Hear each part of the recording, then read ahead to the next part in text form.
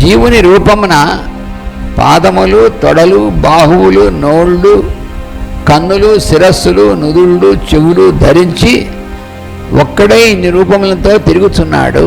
తెలిసిన వారు వాని అంతర్యామిత్వమును చక్కగా నానా రూపముల యందును దర్శించుచు జీవింపగలరు. ఇట్లు భావింపగలుగుట హృదయమును కలిగిన శక్తి గల శక్తి. అది ఏమిటి?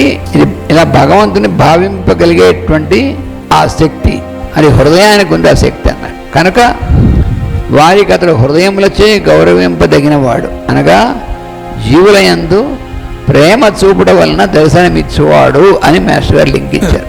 తెలివితేటలు అంటారు చూసారా, అది మనసు సంబంధించింది, హృదయానికి సంబంధించింది ప్రేమ అనేటువంటిది. అందుకనే దీన్ని హృదయ అన్నారు, దాన్ని మది అన్నారు. హృదయం అనేటువంటిది భగవంతుడి యొక్క పీఠం, అందుకని హృదయచే తిష్టతే అని చెప్పడానికి కారణం.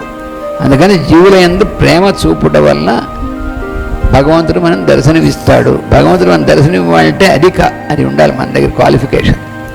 అంతేగాని మనకి ఎన్ని శాస్త్రాలు తెలుసు, ఎంత విజ్ఞానం ఉంది, ఇవన్నీ ఏం లాభం లేదు.